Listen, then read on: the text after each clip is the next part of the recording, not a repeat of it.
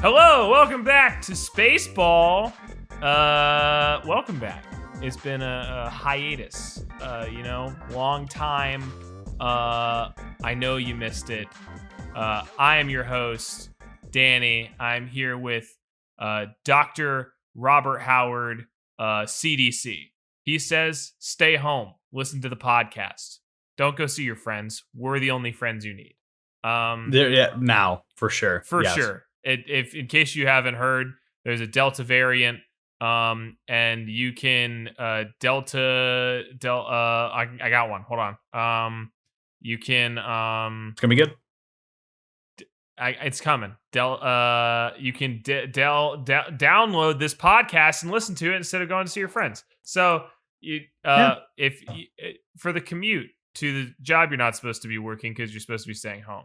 For the cleaning of the house that you don't leave every day. We are the perfect thing to hear. Don't get us out of your ears. I'm the brand new flavor in your ear. It's SpaceBall.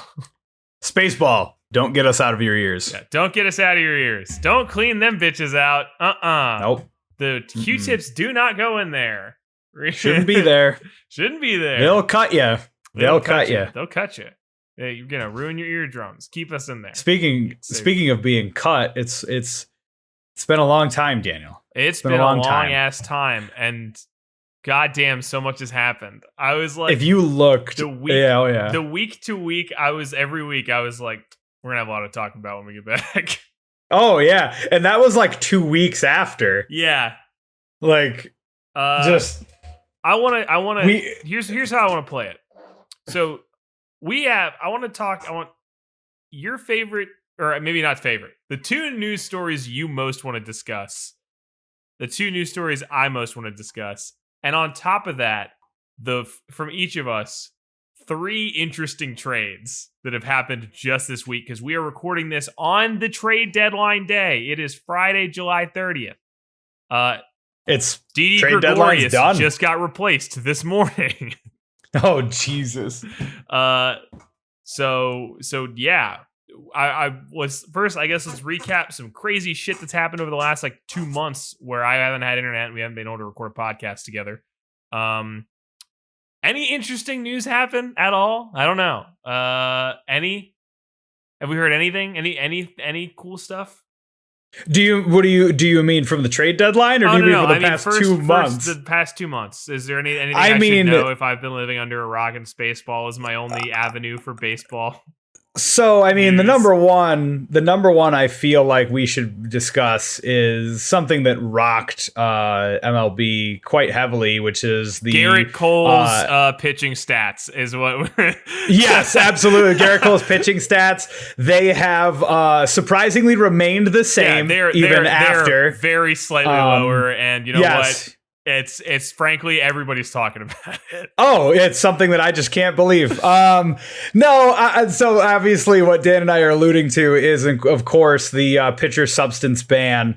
A very, in my opinion, very tone deaf ban. In that, I can understand a crackdown in that regard, or at the very least, I can understand them implementing that. I think that the way that they implemented it within the season. Yeah, is just absolutely asinine. Like people like Tyler Glass now, who was like, yeah, I use rosin and sunscreen because I need a better grip on the ball. And it's not necessarily something incredibly nefarious, but I mean, you and I have discussed, people have been playing with their balls for many years. Yes, you know what I mean? So ball handling.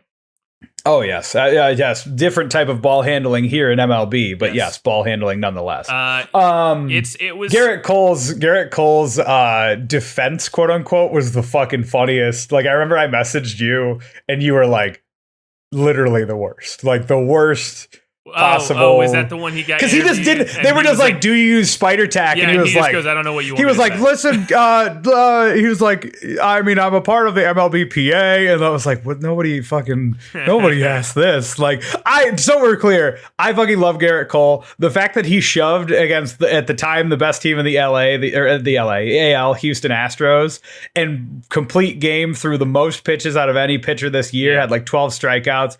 Fucking insane, and such a statement game of just I'm a good pitcher. Mhm. And with that, like, you have the other side of that where Tyler Glasnow, very, very good pitcher, get injured. Yeah. Like, gets injured literally the next day or maybe a couple days, like his next pitching go around.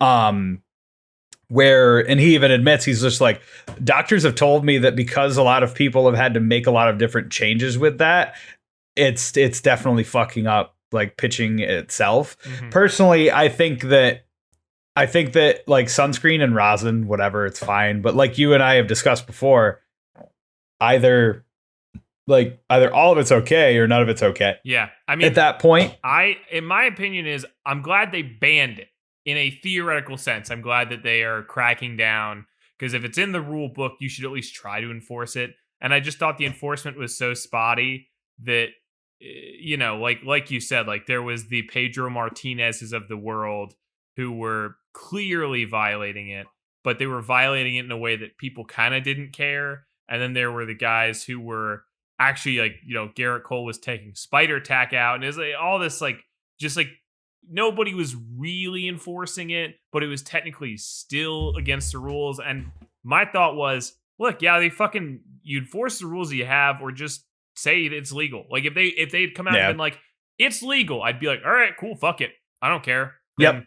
Give everybody fucking sunscreen. I don't give a shit. What's so funny to me is that back in 2017, the ball stuck. I don't know if you remember this, but the ball stuck to Yadier Molina's like cat. Like, it's literally stuck to his equipment, and everybody had a laugh about it, and it was just done. And MLB investigated it and said that there was like no wrongdoing and there was nothing on it or whatever, which is fine. I suppose maybe a rosin bag can be sticky in that regard. Possibly. If he literally just rubbed the rosin bag onto the ball.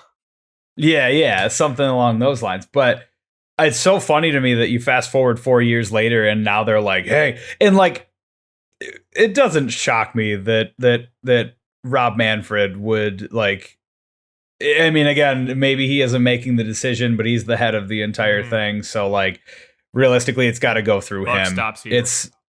Oh yeah. And so at that point, for me, I just, again, implement it next year. Like, it's at the end of the day, MLB is more or less back to usual. Yeah. The only guy who got suspended also yesterday got suspended 8 months for using steroids. So, I guess that dude was just using whatever the fuck he needed to get through. I think it was a Mariners player, but I can't remember. Yeah. I think it's Hector. I don't remember his last name. I don't got it in front of me. I can pull it up in a moment. I do remember I was on the Mariners subreddit when that happened, and people were just like, look, this is honestly pretty funny. Yes. Yeah. But I think my issue, I'm glad they're cracking down. I think that the way they crack down is like awful. Like, they just had no idea what they wanted to do, but there was all this call from position players about, like, we need to crack down on this. And so they were like, okay, we'll implement all the rules right now. And then it became like, okay, this is actually just ruining the game flow. And so they should have probably formulated better rules to what they want the crackdown to be like over the off season. It's a little bit like saying, I wish the cops would do their job, and then you get the Keystone Cops as a response. It's like, oh, okay, yeah, no, I guess they are here, you know, and they're pretty bad at their job. So I mean, I suppose I mean, I suppose, but no, I think that in general, that is probably the bigger story at that point. It's made for awesome TV, man. It has made for some great manager fights at the very least. Fucking Scherzer, Scherzer with the Nationals, now Dodgers, but we'll get into that later. Yeah, and Phillies, like the Joe Girardi just being like, "Hey, fuck you, K-Law!" Like, K-Law. Holy shit, killed me, and that stuff is funny. Do I think that Girardi was being like nefarious? I don't necessarily know about that, but I think that like he was for sure trying to get something, you know? Oh, yeah. And like, for me, if there's anybody that I'm going after, it's not fucking Max Scherzer, man. Yeah. Like, I mean, well, it's a little bit like it is a tool now. Like people were like, oh, well, that's dirty from Joe Girardi that you do that. I'm like, yeah, but also it's in the rules. Like if you are a manager and now you have another thing you can do to fuck with the other team, you should do it. Like it's a strategy, you know? It's like it reminds me of every single play Sean Payton runs for the Saints. Like he will do things that don't make sense just because he knows it's a mind game. And then it's like, oh, you know what? If that's your success, then that's how you do it. And I think most people were mad that their manager didn't think about that. Sorry, go ahead. No, that was it. It was just that people wish that their manager had been the first to do it, to be like, oh, I can just call it to fuck with you. Okay. I think that when it comes down to that, I would have an issue with that. I mean, if it's in the rules, it's in the rules. But I would have an issue with that specifically because, like, if people just do it to do it. I mean, Girardi wasn't doing it to do it. He said he saw something, or he saw him doing whatever. Max kept touching his head. Kept like touching his head, yeah. So like, that's fine. I don't necessarily have an issue with that. What I would have an issue with is somebody like with all this like slowing down the game kind of thing. That's just fucking stupid to me. Like if somebody, and like truth be told, luckily we haven't seen like any of that shit. But it was one of those things where, like, if somebody were to, like again, if somebody's able to do shit like that, that's also prolonging the game. It's also disturbing something. Like, it's like when Alex Rodriguez rounded third base and yelled to like the Minnesota Twins, and they dropped the ball. It's like there was a reason. Like you very clearly made it sound like you said got it, or somebody yelled something so they backed off. Like, so it's one of those things about I wouldn't say it's an unwritten rule, because like whatever, you literally, if you see something you can say something. It's not like that. Yes, that's what they say actually in the subway. Yeah. Oh yeah, exactly. Only in baseball. But it's just one of those things where like I would definitely get irritated with that, strictly just because like, if you want to mess up the pitcher's flow, then get out of the box. You know what I mean? Like there's ways that you can do that and just play a little bit of mind games in that regard. When you're the manager, it seems kind of like shifty, or like kind of just. I mean, I guess that's true, but I also think about the fact that that's from the batter's perspective. Like if you're on offense and you're a manager and you call the check, then that's going to mess with them. But how many mound visits do the pitcher's team manager get? Like, and they can do it anytime.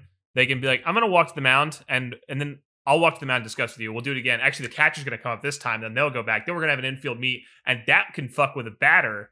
And there's no rule against that. Just to be clear, there is a rule that you only have a limited amount of mound visits. With the team or with the manager? Yes. Okay. I believe, I could be incorrect about that, but I'm pretty sure. I think there's limited with the manager, but I think catcher and pitcher. I think they also don't have unlimited because maybe I've just never seen it been hit. Actually, I guess because it must be enough that like I never see it. Actually hit capacity. Next episode, somebody can correct us, or we'll correct ourselves. Next episode, I will have a second monitor so I can Google it. I won't. So that's all there is to it. I understand the frustration of like, well, I would have a problem with it, but also if my goal is the manager is to win, I feel like I would be not doing my job if I didn't think it would help me win. It's literally what happened with baseball and pitching in general. That's like how we got onto this topic of conversation as it is that everybody in MLB was just like, and so I don't necessarily mean to say it in the same vein of how steroids were a thing, as far as like what people discussed and like everybody's doing steroids. But even if you go back and see like your favorite pitcher, I guarantee you they were doing something. I guarantee you they had something crazy about it. Sure, there are outliers, but there's more people who were using substances on baseball, whether it is even just a fucking spitball. Like there's more people who are using substances than not, in my opinion. At the very least, there were more successful ones than people who were not, I would say. But that's again a bit hyperbolic, but that's kind of just how I look at it, because like if Pedro Martinez can win 2 Cy Youngs, and I'm not knocking the guy was immaculate regardless, but it's one of those things where you kind of got to just be like, if you're going to crack down on it, fine. I have no issue with that. But everybody pretty much just resigned to the fact that, like, yeah, people use sticky shit. I love Josh Donaldson talking that shit and then literally just being bad, like, after the fact. I remember he played against Garrett Cole, like, that next day, and Garrett Cole struck him out 3 times. And then also he homered off of Lucas Giolito, and then he struck out like 2 times against Josh, like, after the fact, and like just got wrecked, like, which is fine. But it is, like, again, I don't fault Josh Donaldson for saying anything. I just think it's funny that he talked shit and then he didn't back it up, which was very funny. What is another story? Unless you have another. The rule on mound visits is it's 5 mound visits for the catcher plus 1 for the manager. Okay. But that was not a rule until 2018. Up until that I knew. Yeah. I knew it was very I knew it was very recent.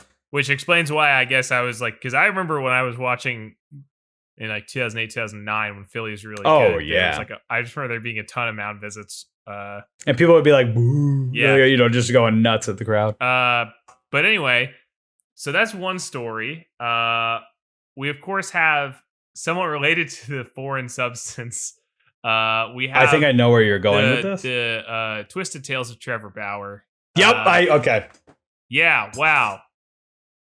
If you ever didn't like that guy before, sure don't like him now. Sure don't like him now.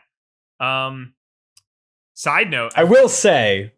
I think I saw him the other day in LA. Really? I can't be sure because he was driving by me in a really nice car, and I'm pretty sure it was him. But I also am like, I don't know. Could have been any guy who looks like him. Was he listening to Eric Clapton? That'll tell you one way or the other. He had his windows down on his Maserati, blaring Eric Clapton. No, I mean, what I will say is it's so funny because SpaceBall, at least maybe I can speak for SpaceBall. Our opinion of Trevor Bauer has soured within the past year, I would say. If not before this news, certainly after it. I definitely was sort of on the come up again. I was like, okay, all the election stuff made me fucking hate him. And then I was anti-vaxxing stuff. But then I was like, okay, but he was dealing with the foreign substance thing pretty well. And he was pro Tatis and all those guys. I was like, okay, so maybe he's just one of those dudes who I would say I compared him at one point to a maybe somewhat relevant looking back now. I compared him at one point to a professional wrestler. I think we both did, where I said it was Stone Cold Steve Austin, and then Rob Manfred was Vince McMahon. Yeah, but I guess even less than Stone Cold is just like, he's one of those dudes where if you look at him outside the ring, he's kind of a piece of shit. But also, if you look at him in the ring, you're like, I understand why people like him. And I think he's doing good things for the sport specifically. Yeah. Yes. Now, not so much. Nope. Yeah, so he was accused of sexually assaulting a woman. I think the case is actually being handled by Pasadena Police Department. There's a woman from San Diego who was driving up to meet him. He claims it's just rough sex, but apparently she has a skull fracture, which seems pretty fucking rough, my dude. Yeah. And he's been on administrative suspension, or no, administrative leave. Oh, yes. Administrative leave, and it's been extended. I think we extended it a couple days ago. So I think he's still on it till August 6th while the investigation continues. The thing about that for me is that also she like passed out or some shit as well. Yes. Apparently he was like, I was choking her like in a rough, sexy way, and then she passed out, and she was like, yeah, not exactly sexy. You assaulted me. Judge's table. No, not sexy at all.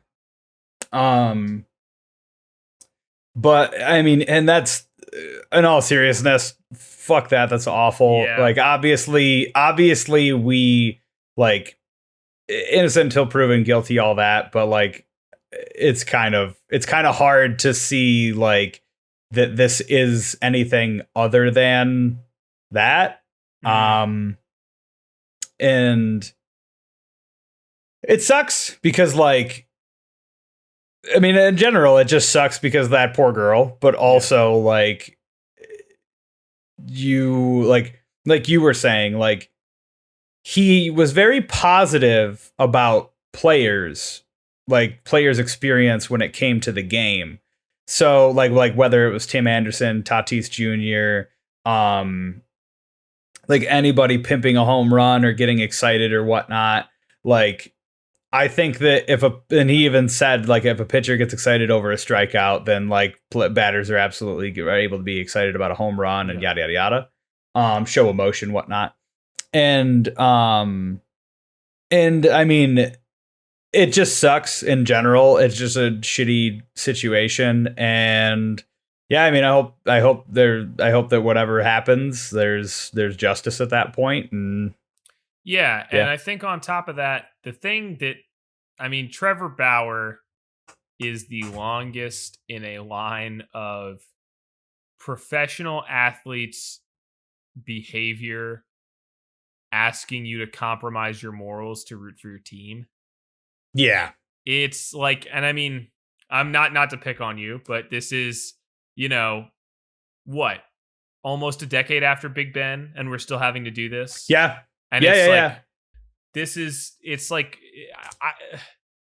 I don't know what it is with, maybe it's giving people who are pumped full of HGH millions of dollars and then being like, everybody loves you no matter what you do. You know, I don't know what could possibly, I'm turning green. Yeah. Oh, I'm like the fucking Hulk. I'm so pissed off. Yeah. I don't know what it is about that situation that could possibly lead somebody to think they could get away with assaulting another human being. But I think that's, I mean, it's the same thing that, I mean, I think he's actually been bumped down again, but I was having problems with the beginning of the season with the Phillies as a Dubal Herrera making center field and just being like, look, we're not going to be a good team.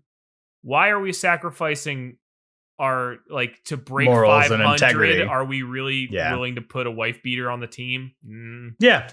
It's like Roberto Osuna or you know, just situations where, and that's, so we're clear, that's not picking on me. He literally did that. Like, not, well, I just mean that I can tell you that when I was younger, I was like, and it's a different time. Obviously, it's like 12 years since that happened or something along those lines, where like, it's one of those things where you were different back then. Cause I definitely was like, no, he never did that. Yeah. You know what I mean? And it's like, it's just a completely different mindset of just like, you were just fucking idiot. Yeah. And like, you just didn't necessarily, but so in like, it's something to where I don't understand why. I mean, MLB is definitely at the very least ahead of the curve as far as like actually punishing people. Oh, sure. Yeah.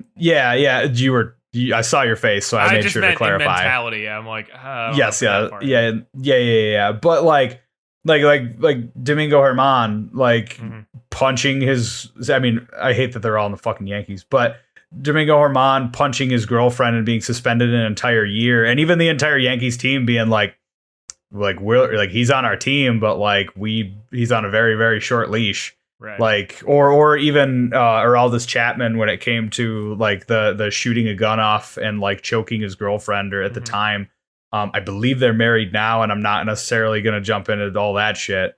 Is because that is not, we are not a spousal relations podcast. Yeah, I'm not a marriage counselor. No. But no, I didn't mean picking on you as if Big Ben didn't deserve it. No. But I just meant Roethlisberger. But because in my head that was the first one I jumped to. But Jameis Winston's on the Saints. Like, yeah. So it's, you know, the issue I think is what Trevor Bauer did is it's just another one. It's an increasingly high ladder to heinousness. Right? Yeah. Where we're like we're reading what is happening, and also sort of just how blasé he is about it. And we're just like, the fuck? What kind of human being do you have to fucking be to do this kind of shit? Yeah. And then be like, we were just fucking bro. And then be like, oh my God, like what the fuck is wrong with you, man? How do you not like as a person, how do you not realize that like it ironically, and this is kind of like not hilarious, but ironically funny.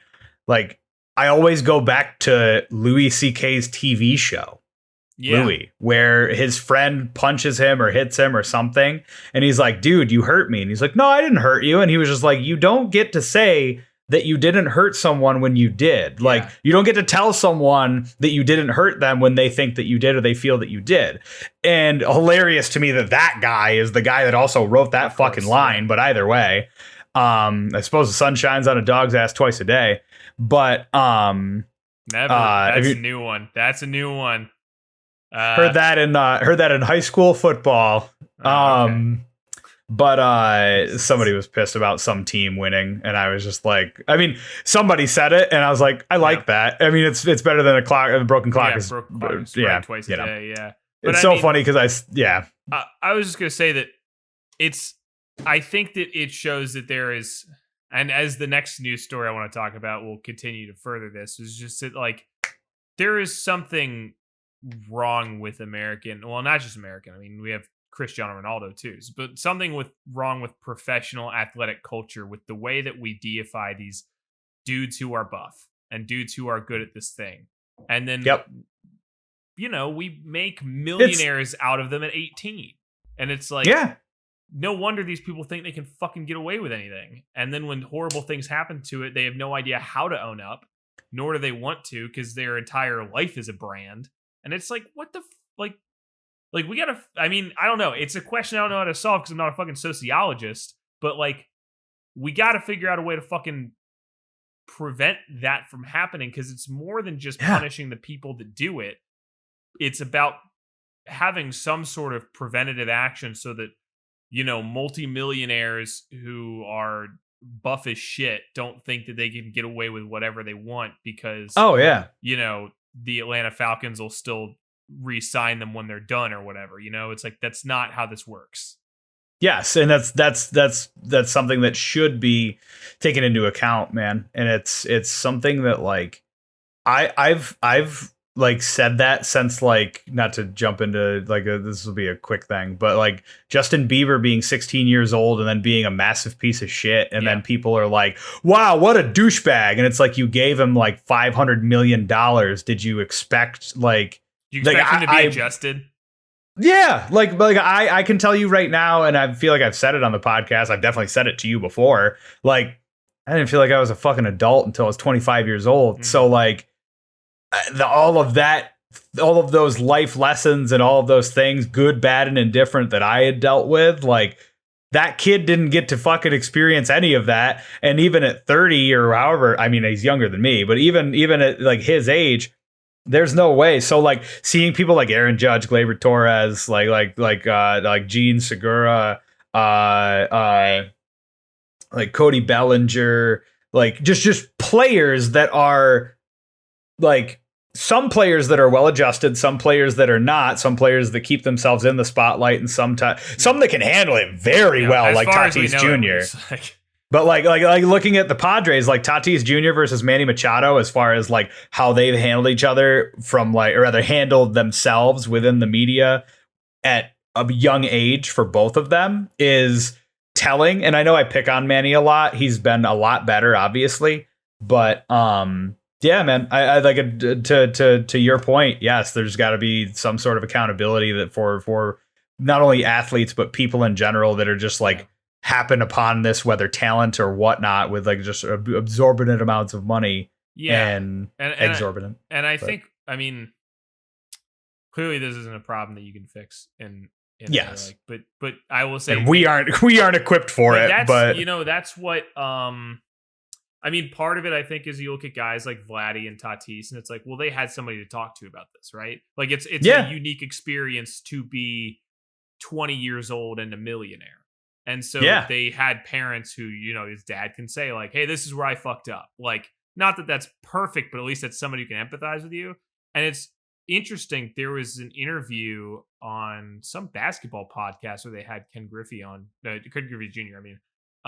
Yeah. And he talked about that. He's like, that's actually what my job is right now for the Mariners, is to talk to people that are prospects and be like, look, these are the sort of essentially mental health issues you're going to deal with. These are the kind of pressures you're going to have. And you need to like realize that there are people that are going to take advantage of you. There are people who are going to tell you what you want to hear.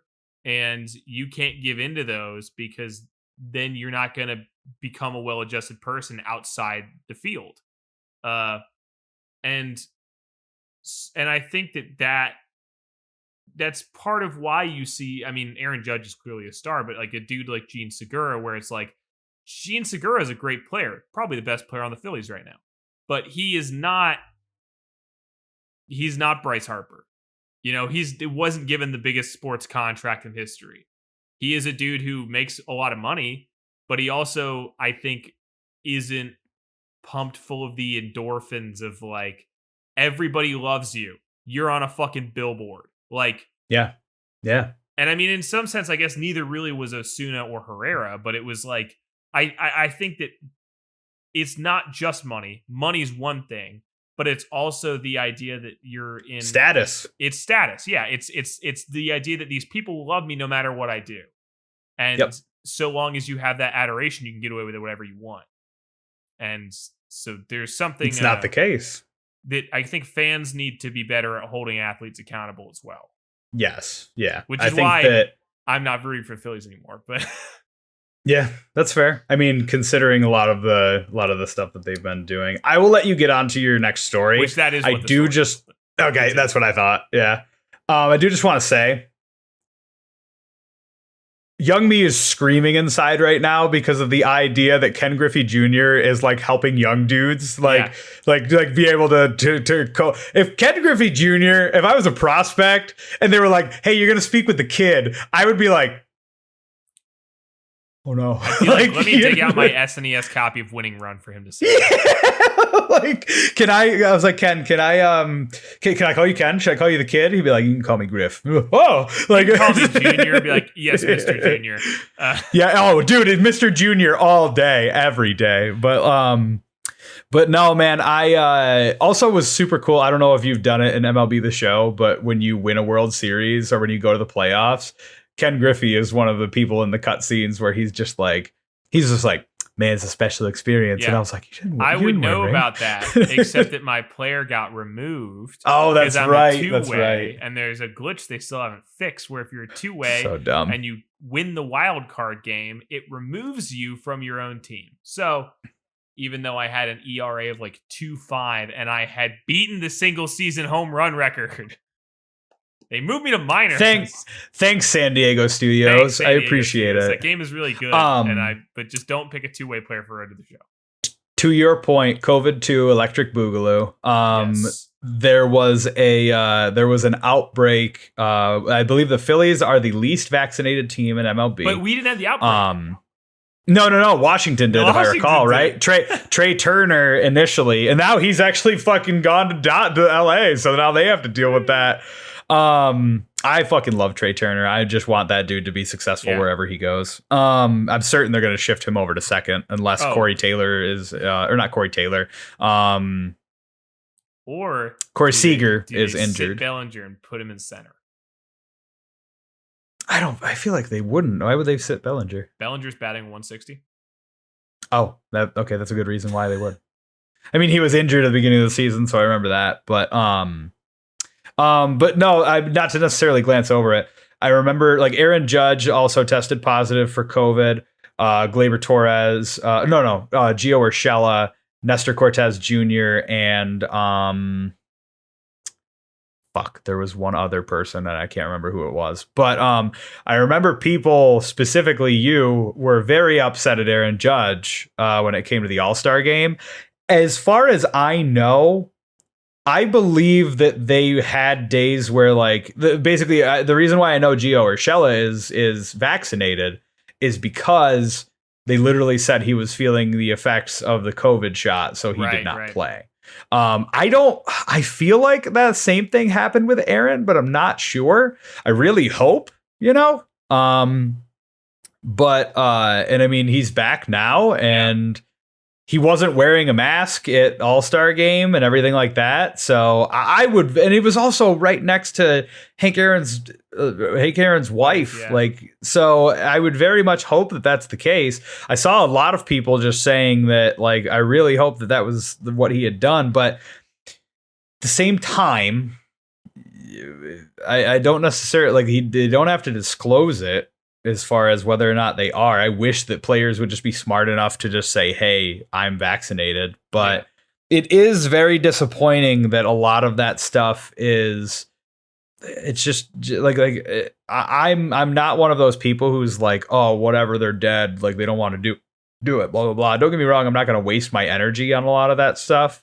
Or rather, I'm not going to waste energy in general. But what I will say is that in this case, just I will still tell people to get vaccinated 100%, no matter where I am or what I'm doing.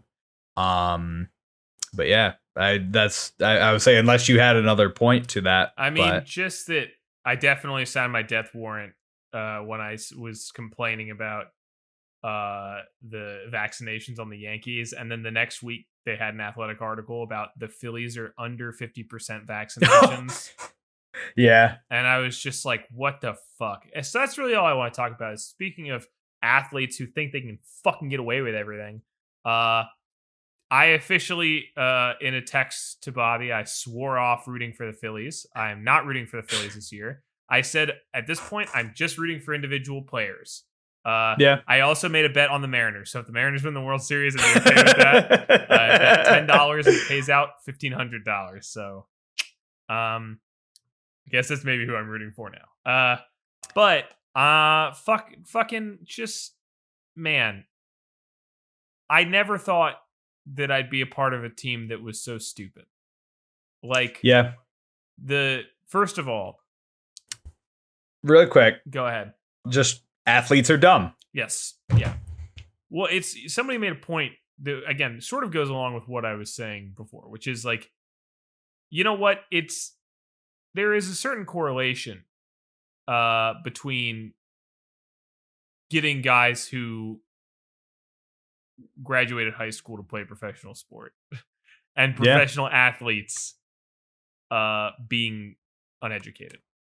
Like most of these guys never went to college. And if they did, they went to a junior college for 2 years so they could get their, ERA down and then got drafted or whatever it is. They didn't take, the only exception I can think of is, oh man, who was it? Not Hosmer, but somebody like that who actually got a BA in chemistry and still came out as an anti-vaxxer. And they're like, what the fuck? That's insane. But yeah, it's frustrating being a Phillies fan. I didn't even fucking hear about that. That's insane. That's genuinely fucking insane to me. Fuck it is. I'm so mad I can't remember. I don't think it's Doolittle. I think Sean Doolittle actually whipped ass, but not Doolittle. It was another like, pretty prominent anti-vaxxer that was like a player that people liked. Like not Rizzo, but somebody like that. Yeah. Well, so we're clear with Rizzo. Apparently and I mean, I still think it's stupid, but he said that he discussed it consistently with his doctor, and because he was is a stage 4 cancer survivor, his doctor apparently recommended him against getting the vaccine right now. And it's such a love-hate thing with Rizzo, and this is even before he was on the Yankees, just because he's a fucking funny dude. And I haven't even seen that dude in pinstripes. I think today is their first game, him and Joey Gallo. But I think that I hate that we have to sit. I mean, I really appreciate what the NFL is doing. Yeah. And I think that they should. I honestly think that what should happen is, I think that Manfred should fucking take note. And if going forward, if there's an outbreak like this, teams lose. Like, teams forfeit. If they are unable to play the game and that happens, teams forfeit their game. If that is the reason why. Obviously, you can still do double headers. If the weather fucking sucks and a game isn't finished, that's fine. But no, I think that it is. And what the NFL did that was so important was they said, if your team is the one with the outbreak, you forfeit the game. And if you forfeit a game, you have to cover the lost television costs. Oh, I didn't even read that. That's awesome. Yeah. So if they had sold $700,000 in ads that the teams are going to collect on, the team that forfeited has to pay the share to the team that didn't forfeit. And the NFLPA or NFL whoever agreed to, I'm assuming all the owners agreed to it. Yeah, they had to have, right? Because this thing, it didn't even touch the PA because it's team agreements. The owners have to do this. And so that's why the owners now don't want to lose money. So they're like, oh, we're going to get our fucking players vaccinated because I don't want to have to forfeit $500,000. Like, that's Pittsburgh bullshit. is like number one right now as far as vaccines are concerned. But no, it is bullshit. It's absolutely bullshit. There's no fucking reason for it. Like, I can understand being, I mean, nobody likes to hear it, but there's plenty of people that are uneducated. Nobody likes to hear that shit. And the thing is, and it's not even like people hear uneducated and they just think a fucking idiot. And that's not how that works. I was uneducated about a lot of different things last year as far as critical race theory and everything like that. Like, it's not hard to just be like, look, I suppose within the work that I do outside of this, like podcast and everything, I have to be able to go into my work, my place of work, and just be like, I'm wrong. You know, I have to accept that sometimes I will. It's just like life. I have to accept that sometimes I'm going to be wrong. So at that point, it's just like, it's as simple as like these guys, like you said, with privilege and just with this like idea that they will not get sick or that, you know, whatever it may be, like they were given so like an ass load of money instead of an education as far as like, or even just empathy. Like, and it's something that, you know, I think the NFL is dealing with much, much better than the MLB is. I mean, Justin Turner was literally COVID positive and he won after he won the World Series. And as far as I know, there was zero punishment for him or even the Dodgers. Maybe there was like a fine, but that's not even remotely enough. Like, can you imagine if something fucking happened? He was out there with people's families, dude. Yeah. Like, fucked. Yeah. David, you know, I will say, and I mean, sorry. No, was there anything else that you were gonna go there for is, on this? But I'll let you finish. No, then go ahead because I was not. I'm all done. I was just gonna say, like, and the refrain keeps coming in. I'll do your own research, and it's like, again, I have a degree from college in history. I don't know what I would research. Like, okay, here's the closest example I can think of. I was using a shampoo and I saw recently that it has tetrasodium EDTA in it, which is formaldehyde, right? Yes. Which is actually it's not toxic formaldehyde. It's not like I'm drinking it. There's different types, but it can make your hair fall out. And I was like, oh, well, I'll stop using it. Yeah. But if a scientist told me, actually, there's nothing wrong with that, here's the actual research, let me explain it to you, I would be like, oh, okay, cool. Yeah. My thing is that if I hear, like, when I will hear stuff like that, I have to gauge myself on like the proper response that I should give, because the smartass in me is like, oh shit, do you have some research that like the CDC doesn't have? They might want that, you know, they might want you to send that to them. That's the thing is if somebody was like, oh, well, like about I back in the day about the vaccines causing autism and stuff, be like, oh, well, there's mercury in the vaccines. And it's like, well, there was in 1950, like, yeah, like, and even as a kid, I was like, oh, there's mercury in the vaccines. That's not good. And then a doctor was like, actually, there's not mercury in the vaccines anymore, and there haven't been the entire time you've been alive. And I was like, oh, okay. Like, yeah. I believe you because you're a fucking professional. I don't know what fucking research, you know, fucking Aaron Nola thinks he's going to do that Dr. Fauci doesn't have access to. Oh, fuck, is he not fucking vaccinated? He is the guy. He is the fucking guy on the Phillies who was like, look, man, I'm not fucking dealing with this shit. Like, there's a lot of guys on the Phillies who are like, you know, I'm hesitant. Like Didi was like that. Like Didi was like, I have joint issues and I know vaccines can cause pseudo gout, which is Like sort he's of not true. He's yeah, like from what I understand about that, he's not wrong. It's not good to publicly state that, but and well, to be fair, he didn't state it. What happened somebody else was did. that somebody else said it. Somebody else said, Didi told me this. And then he got interviewed by The Athletic. And he's like, yeah, I don't want to say that I said that. Yeah. But I love Didi. In general, vaccines can cause joint inflammation. And so when he got diagnosed with joint inflammation, he said, oh, I wonder if it's the vaccine that did it. And but like that's like one level of like, okay, that's kind of dumb, but also like whatever. He didn't say he shouldn't get gotten vaccinated. He just said it probably made my joints inflame. From a guy who all last year during the season, And then like Matt Moore was like, "Hey, I don't think you should get a vaccination," and then pitch the next day, which fucking duh. It's fucking fair. Even like, if you don't have symptoms, man.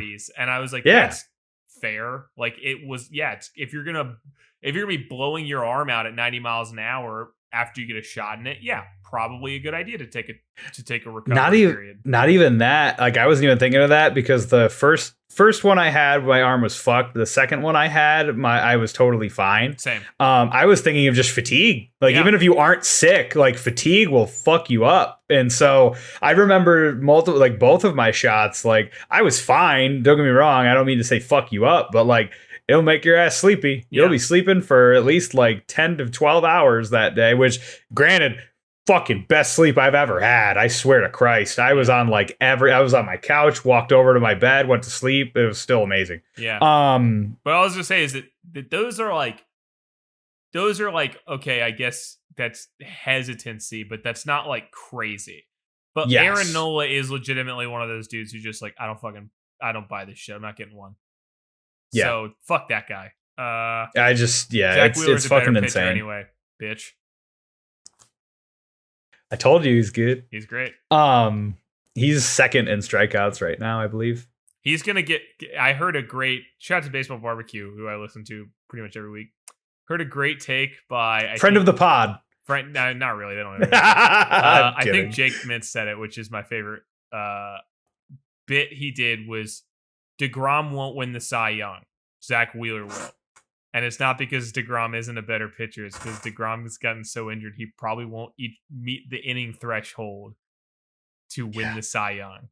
Which is fucking awful if that's the case. It sucks. Oh, but God. He's gotten injured 4 times this season. And each time it's been like a 2-week recovery. And it's like, God damn. At this point, I might give his award to Noah Syndergaard or something. At this point, Jake DeGrom is going to be like, I don't care. I'll pitch like 7 complete games and just do it that way. Yeah, maybe he would. Maybe he'd be like, I'm starting every day this week. In my franchise, he was my first round draft pick. Same here. I actually sent it to my buddy Cam, who may or may not be guesting on us later. I sent him a picture of Jake DeGrom, and he was like, "You motherfucker." Yeah. I think I have like DeGrom. I don't have Syndergaard. I think I have Matt Moore. I have. Oh, dude, my bullpen or my starting rotation is Jake DeGrom, and then like Luis Garcia and like Zach Davies. I have Greinke. Patrick. Oh, you have Zach Greinke? Yeah. There's somebody else in there I'm missing. Oh, Marcus Stroman. I have Stroman in my rotation. Oh, I like Marcus Stroman. Yeah, I got a lot of guys, so I was like, they're kind of weird, but I like them. I will tell you that my infield is stacked. I have Freddie Freeman, DJ LeMahieu, Trevor Story, and Justin Turner. My catcher is James McCann because I was like, I got to have James McCann and Jake DeGrom on the same. My right fielder is Adolis Garcia. Yeah. Center fielder is George Springer, and my left fielder is I traded for Cedric Mullins, and I got him, and I also traded for Giancarlo Stanton because Shohei Ohtani, who I had initially traded for, got injured and broke his leg, and he was out for 2 to 3 months right now. So I was like, all right, well, Giancarlo Stanton can just be my DH now. But either way, in talking about COVID and all of that, we've kind of been like the news stories have kind of been a downer. Yeah, like it's almost like the worst things always make the headlines. Yeah, and like, duh, you know. I mean, the All-Star game was rad. The home run derby was rad. I was very sad that Trey Mancini did not win the home run derby, but he came in second. Yeah. And he was against Pete Alonso, who that dude just hits home runs like it's his fucking job, because it is. But I want to say, as a little bit of a positive for some teams and maybe not others, we hit the trade deadline. Yeah. And I mean, just to be clear, is there any other story that you can think of aside from this trade deadline? Because just that Shohei Ohtani is the greatest player in the league. That was my we've Shohei Ohtani is, I think, still leading home runs. Yes, he is 39. Pitcher. So just remember when you say pitchers can't hit. He has to stay on pace, but he listen, pitchers can't hit. He is an anomaly. Pitchers, Shohei Ohtani and Zach Wheeler, and they both hit. I like that you just didn't bring up Jake DeGrom, who I'm pretty sure is like also actually. DeGrom. That's the thing, is that everybody's argument for DeGrom was that he should win the MVP. Yeah, because he's also just raking. And I was like, yeah, I mean, I would completely agree. There was a period where I think he had, for the first 2 months, he had hit more bases than he had allowed or something. Yep, that's absolutely true. Across like 8 games, and I was like, Jesus Christ. Yeah, just dude's a human cheat code. So funny when people were just like, "What?" People were like, "Are you worried about Jake DeGrom?" And he was there. They were just like, "No, that dude doesn't use shit." Yeah. But no, the trade deadline came about, and fuck me, man, it's been wild. It has been the craziest trade deadline that I can remember of recent memory. I don't know if you've thought. I want you to pick your 3 trades that you want to discuss that have happened in like the last week or so. So, I mean, goddamn, it's a lot. There's quite a few of them. So, I mean, I'm like looking through everything right now. Excuse me. Trying to just make sure I'm not missing anything. I'll start if you want me to start. Yeah, go for it. I'm looking at, I know what I am going to talk about, but so here's how I want to do it, right? I want to bring up a trade. It doesn't have to be a good trade or a bad trade. Bring up a trade that you want to talk about and then give it a thumbs up or a thumbs down. That's my movement here. Okay.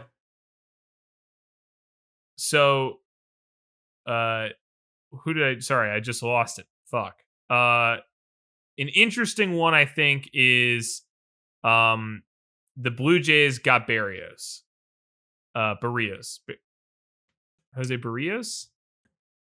Mm-hmm. Okay, I don't know how to pronounce his name. And they basically sold the farm for him.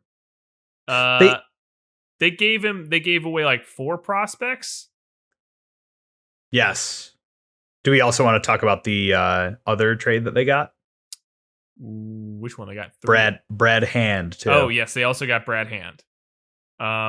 Yeah, I think this is barely a thumbs up. It's fine. I feel like any other year I'd be like, okay, that's a good move. Yeah. I don't think the Blue Jays are in it. Now, that said, I don't know if the Yankees are really in it either. But I just seems weird that everybody in the NL or in the AL East thinks they're buyers, besides the Orioles. But I think this would have been a better spot for the Blue Jays to actually sell some weight. Because of the fact that, like, they're doing well. But you know who else is doing well? The Rays and the Red Sox. Like, they're not, I don't think, in catching distance of that. But I think that the AL East race is, and I'm still sticking by this, is still 4 teams. From somebody who is like knee deep in it, more or less. Very blessed that the podcast was not able to keep going on, because, man, you would have had rant over rant about every single Yankees game, more or less, for the past couple months. Probably would have been good content. But I think that I am okay with that particular. I'm okay with the Jose Barrios, Brad Hand. I'm okay with the Blue Jays being buyers because like they've got a young team still in Bo Bichette. They got obviously Vladdy. They've got fuck, I can't remember his name. Semyon Gurriel. Other B name, I'm pretty sure. Bo Bichette, and then there's maybe not another B name, but easily another young dude. I don't know.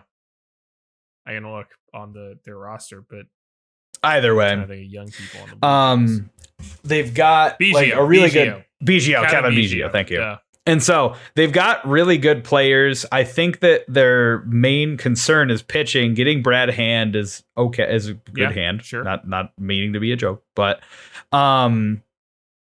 and I think that the Blue Jays are definitely a contender. I mean, they just beat the Red Sox, if I recall, last night or a couple nights ago, something like that. Then the Red Sox are not unbeatable.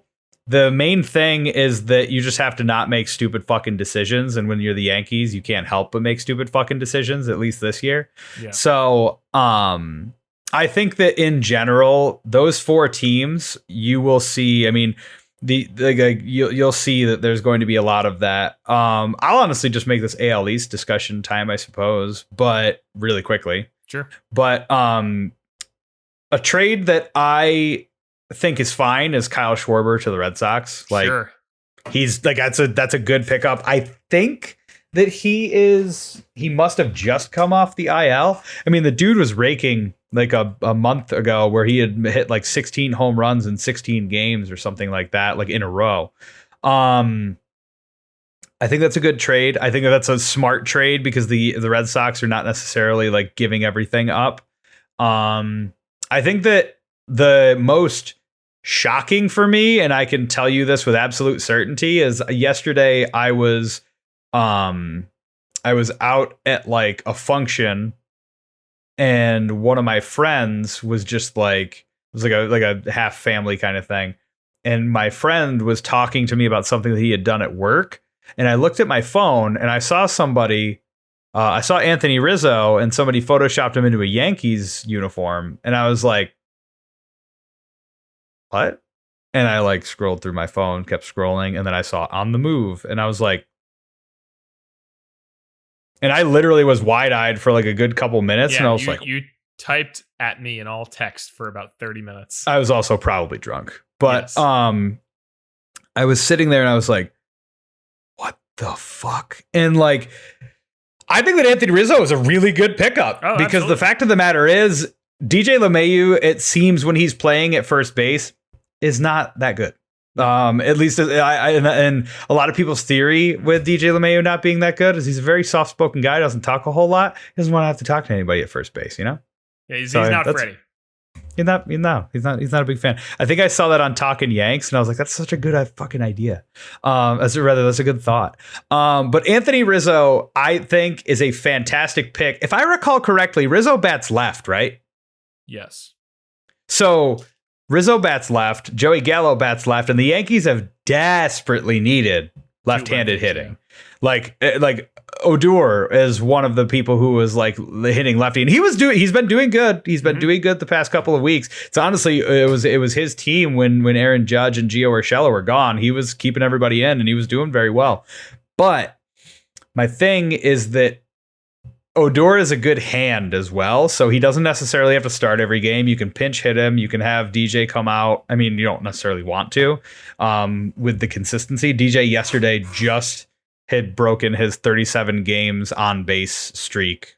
He had that broken. And so I think that so for the Yankees, I think that is a very, very good pickup for them.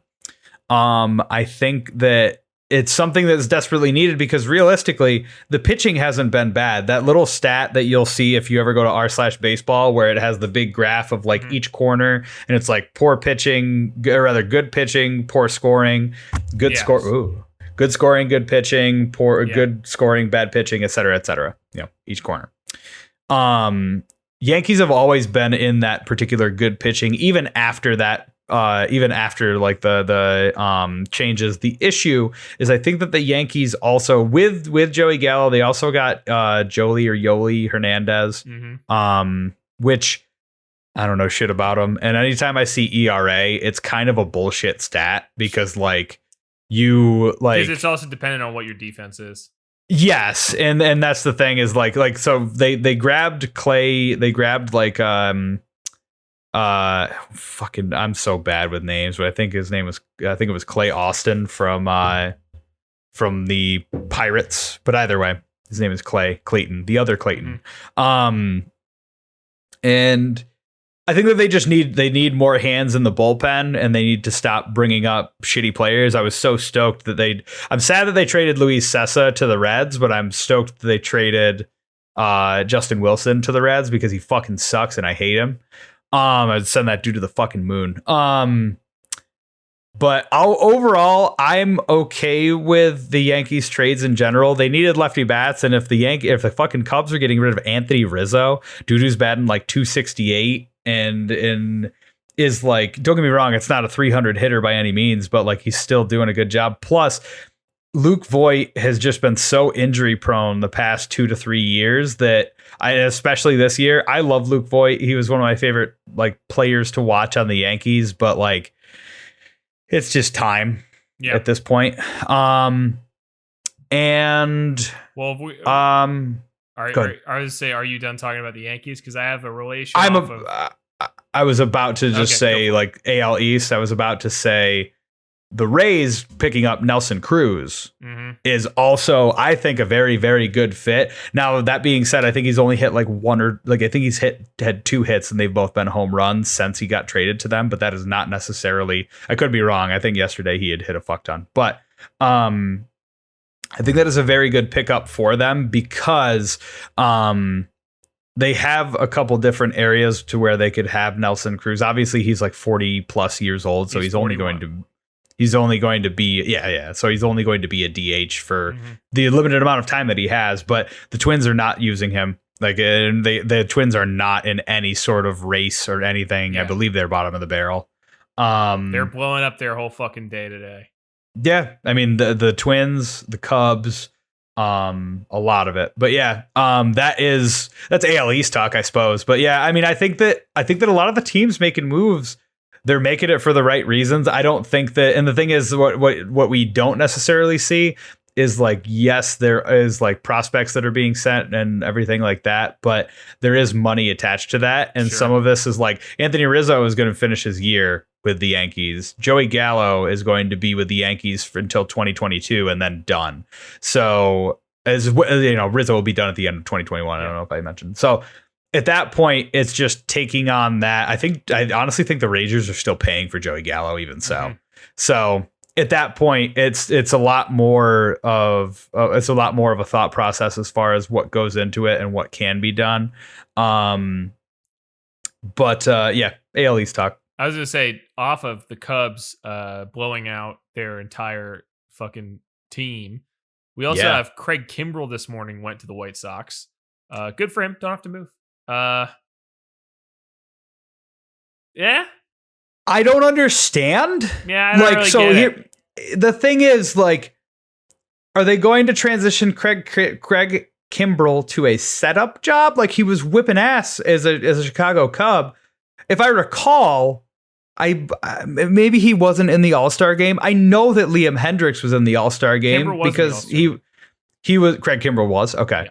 I know that Liam Hendricks was in the All-Star game because he was swearing the entire time. But regardless of that, which was hilarious, but regardless of that, he's a fucking good closer. So like for me, was it just like they were like, was there extra baggage, or are they just going to use him as another hand in case, like, because I mean, that's not awful to do. The Yankees have Zach Britton and they also have Aroldis Chapman. So like, it's not the end of the world.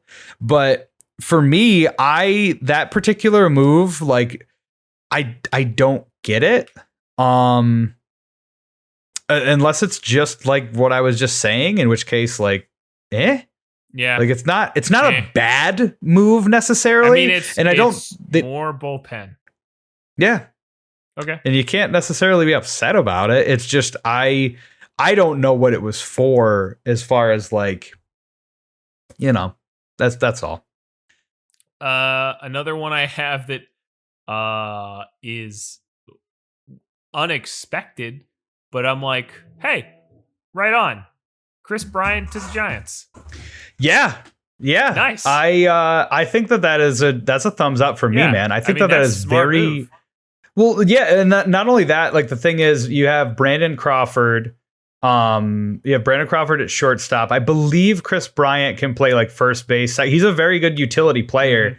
And like not only that, I'm pretty positive. So like Mike Tauchman on the Giants was just designated for assignment. So I'm pretty positive that Chris Bryant is going to be in the outfield. He's going to be filling, Yeah. And so at that point, I think that, I mean, I think that was just a fantastic trade. Like I can't say enough about the Giants, because the thing is, the Cubs look like they're just loading up prospects at this point, or just loading out, like getting stuff off of their payroll. I've heard from a couple people that like the Cubs organization is apparently trying to do some nefarious shit. I have no idea. But even so, yeah, man. I mean, I think that it's a very fucking good play. Really fucking good. Yeah, and I think that the Giants and the Rays are actually in sort of a similar position, which is like they are pretty dominant teams, but they're in competitive divisions. They don't need a star. They don't need a loner who's going to change how they play. They just need depth. And if you can get, okay, here's a minor hole we need filled. Here's Nelson Cruz is a good DH on days we can play him. That's fine. Chris Bryant is a utility player with a big bat. That's fine. Just to be clear, we cannot downplay Chris Bryant. No, he's a phenomenal. Fucking star. Okay. And he's also the greatest interviewer of all time. True. If I recall, he was the NL MVP in 2016. So yeah, I think you're right. And he's like been a consistent all-star. Yeah, that Chris Bryant is a fucking star. Like that's something. I'm not saying that you weren't saying that, but like the gravity that the Giants just picked them up after being like either first or second in the entire league, is the best record. That is a fucking fantastic pickup. I mean, he is a fantastic player. I'm more meant like you see teams whose trade is like, this is what our team is relying on. We need to get this. That's how theoretically the Phillies should have been, but we didn't get anyone. But like, they did get somebody today. Well, we got Freddie Galvis, so we'll talk about in a second. But that's actually sort of how the Dodgers and Max Scherzer thing turned out, right? The Dodgers, Bobby's walked away. I'm still here. The Dodgers, for obvious reasons we discussed earlier, have a rotation hole. They need a dominant pitcher to be their number 2 on the rotation. Who the fuck could that possibly be? Scherzer's up on the block. Okay, cool. And then we need, Trey Turner came along with him. Trey Turner's phenomenal. And like I said before, there's spots where Trey can fill in. Cody Bellinger might get sat for a little bit. We're not exactly sure what he's going to be doing, but, where if the Dodgers didn't find somebody to fill that hole with pitching, it could be detrimental. Yes, they still have Clayton Kershaw. Yes, they still have Walker Buehler, but it would be a problem to not have anybody to fill Trevor Bauer's spot. Whereas I feel like the Giants, you don't look at them and you go, there's something missing here. You were like, oh, this team is set. And then they're like, well, we're set. And now we have Chris Bryant. You're like, oh, okay, cool. Yeah, good. Yes. Yeah, for sure. And that's something that I think is so like the Giants organization, and even the Rays organization, it's like wild that I didn't expect either of them to make this change, but they did. The Dodgers, like you had brought it up, so I figure I will. The Dodgers, also just snagging Scherzer away from the Padres. God, and so also painful. and also getting Trey Turner, an all-star shortstop, like along with their already World Series MVP shortstop. Unless I'm bugging, Corey Seager's still around, isn't he? Yeah, Corey's not injured, right? Yeah. Okay. So at that point, for me, it's one of those things where I'm just like, God damn, like how, like these guys, like the NL West and the AL East rivalry, those particular divisions are always so heated. Whereas you see teams like in the AL Central or AL West that are just like, it's the Houston Astros or it's the Chicago White Sox or like for the past couple of years, it's the Minnesota Twins. Like, you know, it's crazy to me that the NL West is so heated, and then you have the Padres in there just fucking taking Adam Frazier from the Pirates. Like, all right, I'm excited to go see in person. That'll be cool. Yeah, no. I think that Adam Frazier is a great player as well. Obviously, It's just like I consistently just see the Pirates just like fucking. All right, we'll get rid of like Garrett Cole and Tyler Glasnow and Andrew McCutchen and like, you know, all of these players that you once remember as Pirates, and just even Johnny Cueto. Oh, no. Sorry, Johnny Cueto was with the Reds. I'm wrong about that. I think of the Pirates playoff game where Johnny Cueto, the Pirates fans fucked him up so much that he then hit a home run. I'm trying to think. I mean, Starling Marte is now with the A's, and I believe, oh heck, I had it right in my head and now it's gone. So George Soler is with the Braves, and then Richard Rodriguez is also with the Braves. Because I mean, the Braves are still feeling froggy as far as their division is concerned. Yeah, why wouldn't they? Yeah. Which, I mean, you know, the NL, like I said before, the NL East it's a bloodbath with foam swords at this point. But what I will say is sorry, actually, I want you to finish that. Oh, that was it. It was just that we're a bloodbath with foam swords. Nobody's good enough to be well out in front yet. We're all fine. Aren't the Mets? The Mets are pretty far ahead, aren't they? Like they're 6 games or something? I don't even think they're that far. They were 4 games last I checked, but also that was a couple of days ago. They might have walked out in front by now. Let's see. National League, Mets are 3.5 games. Okay. I don't disagree. I don't disagree with you in saying that it's definitely possible. But I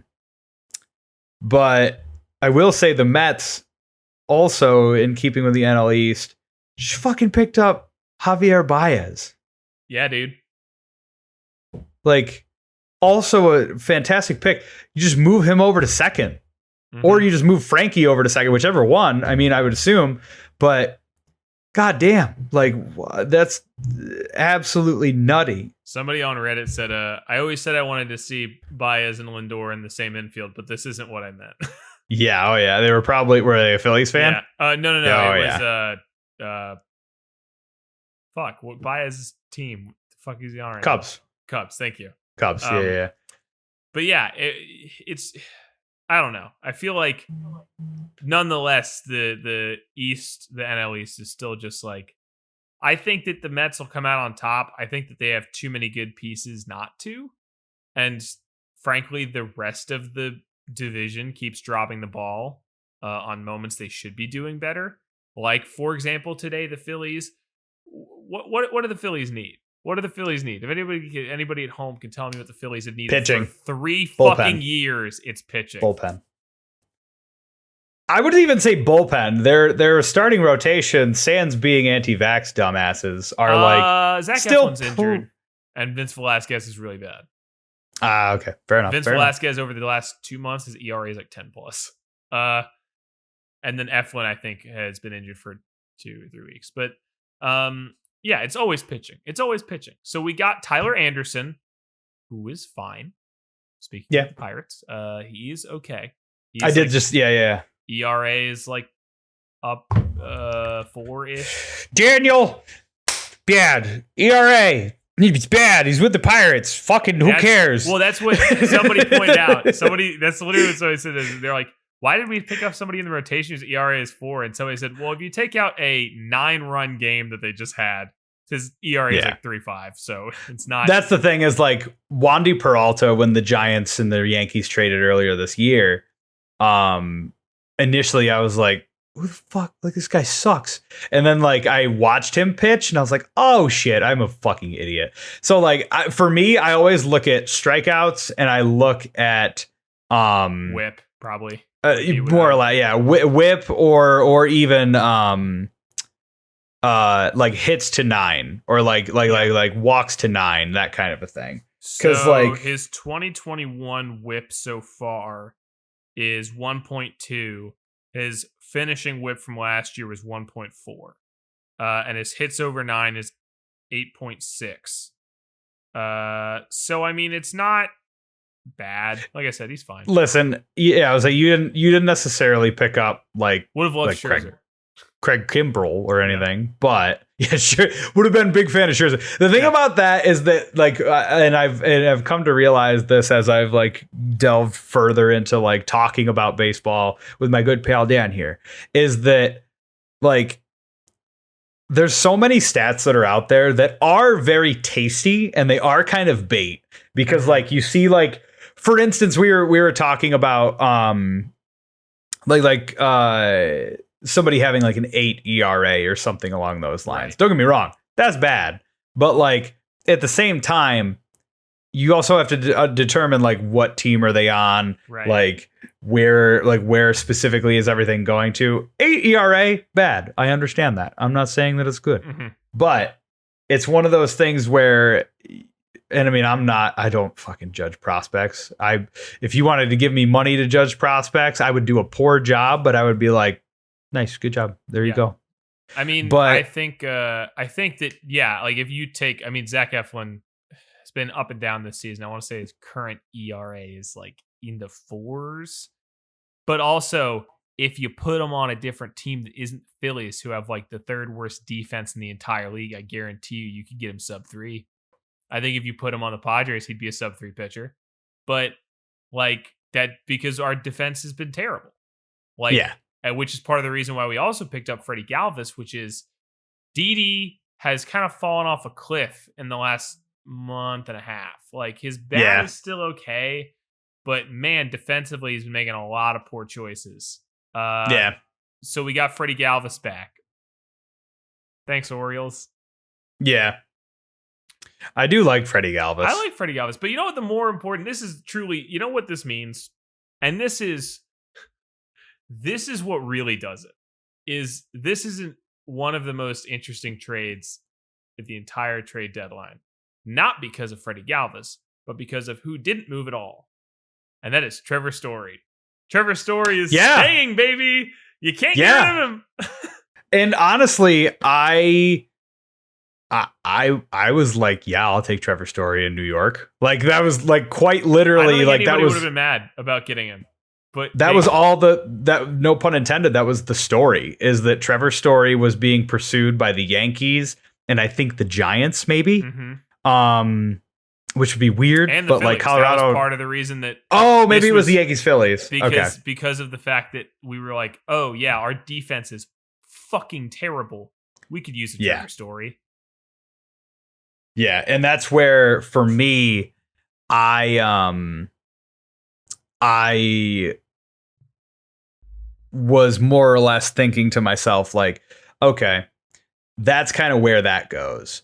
Is like I don't know. I saw that and I was just like, it makes sense for Trevor to be placed anywhere else because of all the things. But now they're going to have to pay for him. And then they're going to have to, like, whatever team takes him up, I think this year or next year, is going to have to go through like arbitrate, or they're going to have to pay the Rockies in order for that to happen.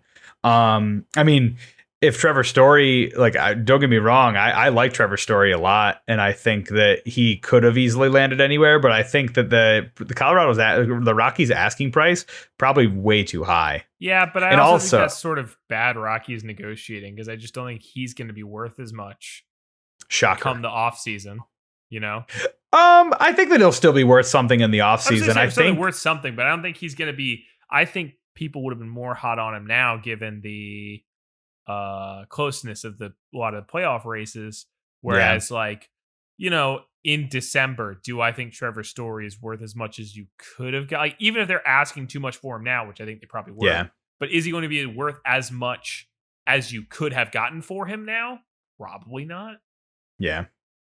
I think that so if we look at, let's just there's 30 teams. Let's pick a random team. So the Yankees. If you if you look at the Yankees infield, Anthony Rizzo, DJ LeMahieu, Gleyber Torres, and Gio Urshela, if everybody's starting. For me, I think that at the end of the year, we will definitely see something along the lines of Trevor Story being pursued, because the Yankees were absolutely like, we can move Gleyber over to second and have DJ play first. But I think that they honestly were like, we don't need that. We're just going to do X, Y, and Z, and we'll go through it that way. I think that the Giants have Brandon Crawford. They don't need a shortstop. I think that the Giants could they have gotten a better second baseman? Probably. Maybe they could have had Trevor go over there. But I honestly think that, I agree with you. It's probably bad negotiating on the Rockies' part. But, maybe. I believe there are also supplemental draft picks that go along with somebody signing him in the offseason too. Maybe so. I believe that's what was said, but I'm just double checking right now just to make sure. But let me see. Regardless, I love Freddie Galvis, but would have liked Trevor's Story. Yeah. I don't think that there's very many. Yeah, so they will make him a qualifying offer and collect compensatory. Yeah, I guess. Compensatory draft picks if he signs elsewhere. Okay. It's funny because the comment from Talking Baseball is LOL Rockies. So yeah. It's probably more so to your point, but I think that it's still, regardless, I think it's still bad management. They could have easily gotten some prospects out of this. They could have easily gotten maybe even somebody that like for instance, the Yankees are trading, they're getting rid of Luke Voit. Probably could have grabbed Luke Voit, and honestly, maybe he would have better fared with something like that. Yeah, and I guess also you just have to, and it's a fool's errand to try to ask any front office to judge themselves, because they will say they're doing a good job. Of course. But I guess it also is a question of do you think that your draft picks will be better than what you could get as a prospect? Like if you said the Phillies get 2 prospects or they get 2 draft picks, I would say take the prospects, because the Phillies are god awful at picking draft picks. We are horrible. We just traded away Spencer Howard today. That's wild. I didn't know that. Holy shit. Yeah, I gotta find the trade for you, but we tossed him for, I think, a bullpen arm. We got rid of him and not Nick Maton, but somebody else in the AAA world. But yeah, it's I don't know. I just think that I think they would have been better suited by finding proven prospects to trade to get Trevor Story out, as opposed to, maybe we'll get some compensatory draft picks out of this. Good luck with that, Rockies. Yeah, I'll actually take that. I don't know if I previously, I'll be honest with you, I have no idea if I previously said that was not bad. It's bad. It's bad by them of just doing something like that. Insane. I just think that it's, I think that they didn't see something that they felt was going to be worthwhile, so they just said fuck it. And Trevor Story wants, just much like Nolan Arenado, wants to play in Colorado. It's that Colorado can't help but shoot themselves in the foot every single year. So that's kind of where that goes. And it's foolish, but sorry. That's it's baseball, just one of those baby. things. Yeah, that's baseball, Susan. Am I crazy? Did we not trade Spencer Howard today? I could have sworn we did. I'm like 99% sure we did. But it's not coming up. What the fuck? If I made that up, that's a funny thing to make up. You would have sent it to the Rangers then, right? Because you guys also got Kyle Gibson and Ian Kennedy from the Rangers. Yeah, here too. we go. Yeah. So we got Kyle Gibson and Ian Kennedy in exchange for I think cash, one other prospect, and Spencer Howard. 2 prospects. Man, if it makes you feel any better. No, I'm fine with it. I feel great about it. I was like, yeah, if it makes you feel any better in that regard, like the fucking like I don't know, man. I just feel like the Rangers, if they were to get Spencer Howard, or if they did get Spencer Howard, they're gonna somehow fuck him up, and then he'll be traded somewhere else. See, here's at this the deal. point. The opposite. I like Spencer Howard. Seems like a nice kid. We're not gonna be good with him. Like, I feel bad that he's getting traded to the Rangers, because they're maybe one of the few teams that fucking ruin pitchers worse than us. But yeah, that's good call. But I am also like, hey, you know what? He's not going to do anything here. Like, I can't think of a single pitcher that we have taken from draft to rotation that isn't a fucking chump, maybe, besides Aaron Nola.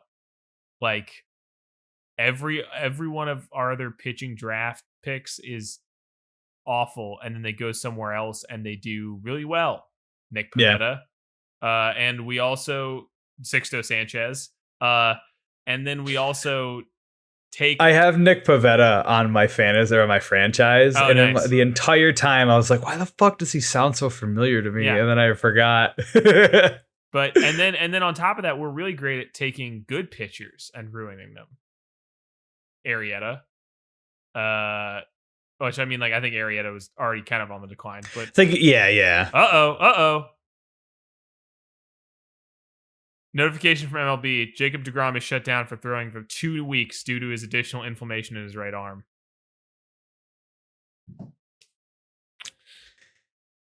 Zach Wheeler might end up with a Cy Young. They're still gonna win the fucking World Series. They're gonna win. The Mets are gonna win the division with a pitcher that has like started like 15 games. To be fair, they also still have Marcus Stroman and Tawan Walker. So and Noah Syndergaard. Yeah, is Noah back? I think, or maybe he's still out. I think he's still out. Is it Tawan Walker? He was an all-star. Yeah. No, Syndergaard. I can't spell Syndergaard at all. Thor. Let's see. Anyway, I think that's enough trade deadline talk. I think once you get in the weeds on a lot of this stuff, it's just like, how many? Okay, we're gonna get another minor league person. Like, whatever. Yeah. And honestly, I think that this has been a pretty crazy trade deadline. There's just so many headlines. Like, every 5 seconds, I'm just like, I don't even know what. Hey, man, it's done. It's finished. It's kaput. It's taken done, care of. I think it ended today at 4. I think so. I think that's what it ended. Syndergaard should be back early September. Apparently, he did have a practice, but they're not rushing him to bring him back out. So, honestly, the Mets don't really need to. No, they're doing all right. Knock on wood, but I don't have any wood, and I don't want to bless them. So, yeah, I just want to be right about my World Series pick. To be honest with you, hey, look, the only thing that would make me feel better is if the Yankees just won the World Series, but because the stipulation was I couldn't pick them anyway. Yeah. So. And I couldn't pick my team either, and I don't remember who I picked. You don't even want to. You picked the Padres. It was Padres Yankees. Did I say Yankees? And mine is Toronto. Yes, yeah. Mine is the Mets and Blue Jays. And Blue Jays. Great. Again, neither of us picked the Red Sox. But no, and I still don't. Like I think that I think that what we will end up seeing, we're gonna get an end of season collapse out of them. No, I think they'll make the postseason. So here's the thing. I have no idea now, like, and I mean, it's been a joke, at least for talking Yanks, but like, season starts today. Like, the Yankees just got Joey Gallo and they got Anthony Rizzo, and their issue has been poor production out of their at-bats. The Blue Jays have had issues with pitching. They got Brad Hand. They got, what was it, Jose Barrios? Yes. So, like, there's certain things obviously that they would need to be able to, like, the AL East is far from over. I believe the Yankees are like 7 or 8 games out of first place. Blue Jays 8 or 9. Like, they're right behind the Yankees too. The wild card is within like 2 games reach, 2 or 3 games reach from either of the people in the AL East. That's kind of why you see that they aren't buyers, or they were buyers instead of sellers for the most part. Because, like, there's no reason to sell right now. Maybe in a bit, I can understand it, but because the Yankees have been making different calls as far as relievers, and it's a new hand for relievers that they've been making as well. The Giants, the Dodgers, and the Padres all are seeing that. I don't necessarily, like, if the Red Sox were to make the playoffs, considering they had 4 All-Stars within the game at the All-Star game. Truth be told, I think the All-Star game should be at the end of this season, but whatever. I agree. It's annoying because nobody cares. But it raises or lowers somebody's trade value. So I think that's why they do it. Oh, yeah. I think that's incredibly unfair. But yeah, man, I think that unless you're like, even the Astros, they're not necessarily like pulling away. I think maybe the Brewers are the only team that I've seen, but even then they have Cincinnati on their ass. So that's NL Central. Oh, you're just talking about, I thought you were talking about specifically any division. White Sox kind of have Cleveland on their ass. I'm not really, but I mean, Cleveland also traded, so never mind.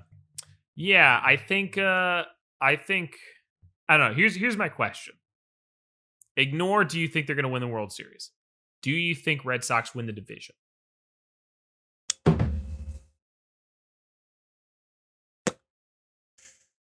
No.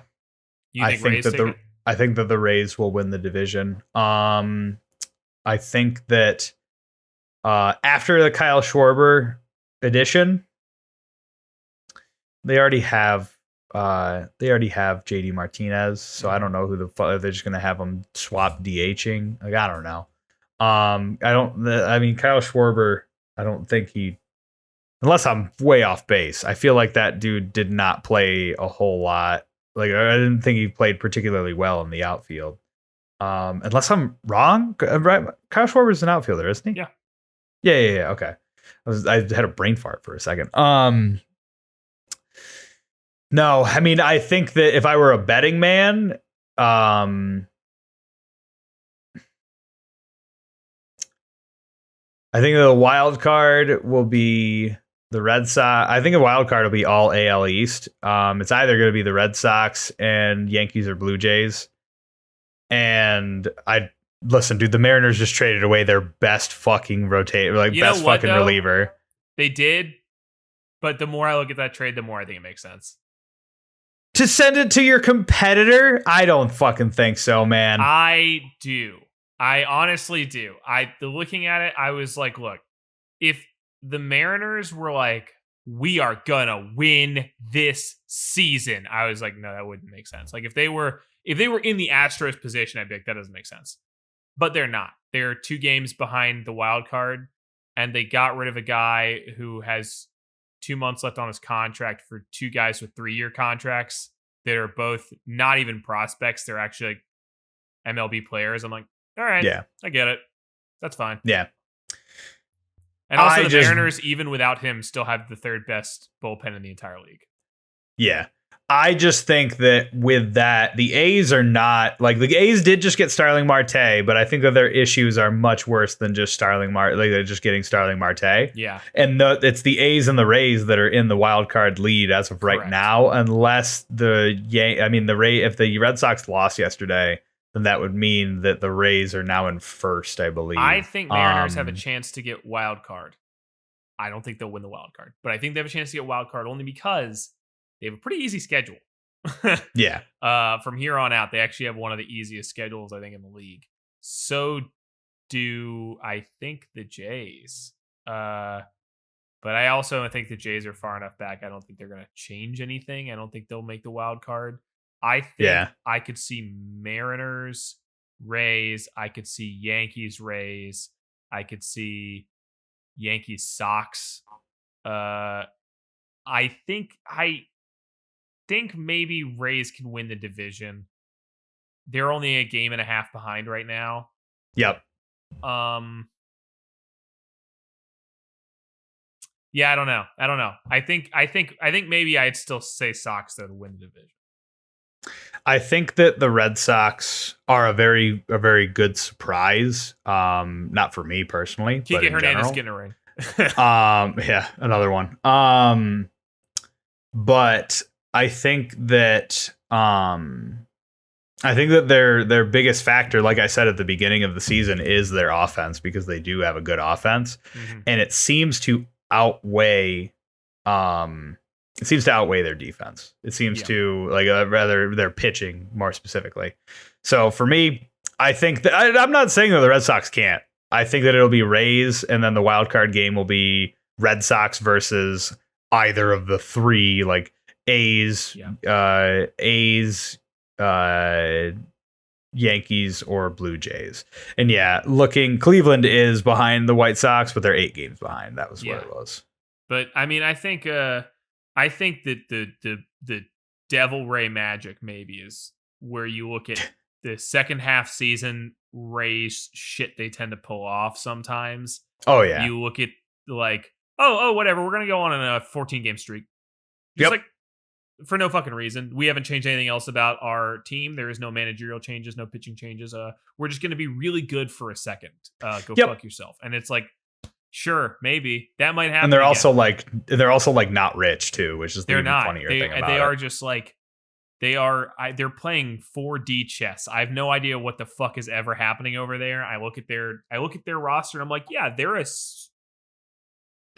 500 team, and they're like, actually, we're a 650 team, bitch.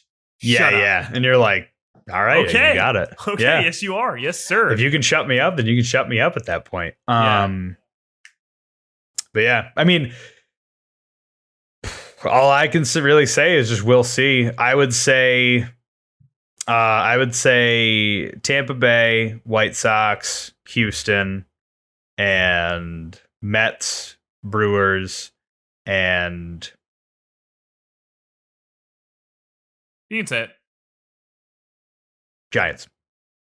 I think that's probably right.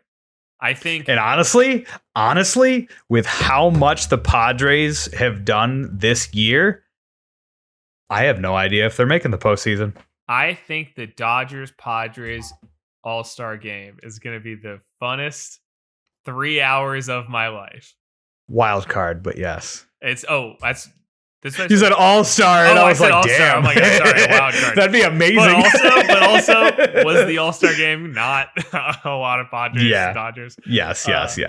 But yeah, no, I think that wild card game is going to be awesome, and then I think whichever one it is has a real uphill battle against the Giants. Like Dodgers maybe a little less so, because I think the Dodgers have stronger pitching than the Padres. If the Padres can get real funny hot like they sometimes do, it could be a successful situation. But I mean, the issue is the Giants are just they are a warm blanket of a team. Like they are every corner is covered. We're so consistent. And that just, they have maybe an off year and then they're back at it. Yeah. And they're not like the Padres are great because they're streaky. Like that's why they're fun to watch. They'll have like, hey, like, half of our players are hot right now and we're killing it. And we have like 5 home runs a game. And then they'll have another week where they lose, 6 in a row. And you're like, what the fuck? Like this is a fun roller coaster to watch. But when you put that up against teams like the Giants or teams like the Rays, where it's like, oh, we're really consistent this year and we'll take 1-1. We'll take 3 for 1 every single week. And you're like, all right. That's fine. You're going to win. Fuck. So I think Dodgers pitching is going to be insane though. I really hope that becomes a I kind of want to see a double rotation in the All-Star or the wild card game. Yeah, man. I think that was have Scherzer do the first 5 innings, have Buehler do the second 5 innings, Oh my god. Who the fuck did that last year? I think it might have been us. I think we had a game where Nola pitched for 4 Oh, it was innings. the Rays, dude. Was it the Rays? Oh, yeah. They did Charlie too. Morton. Yeah, they did it in Charlie the last Morton game against the Astros. That's true. I forgot about that. Yep. Yeah, I think we also did it, though. I think we had a game where we started with Nola, and then he came out early, and then we put in Zach Eflin or something in that very last week where we were hovering at 495 or something, and we needed to win so the Brewers would lose. And I think we had a double rotation game. That was pretty fun, but we lost. Yeah. So anyway, that happens. I think we're pretty close. I think we're like close to 2 hours at this point. Yeah, I figured that's just nice. I figure we wrapped it up. Yeah, I think we wrapped it up. We'll be back next week with This Is How I Win. I have all of I was just gonna say you'll find out next week that This Is How I Win are somewhere inside of my boxes. But okay, everybody, thank you for listening and coming on back to SpaceBall. We really appreciate you, and we'll be back next week. Bye-bye. Hit a home run. Call me Junior. Call me Junior. Call me. It's showtime.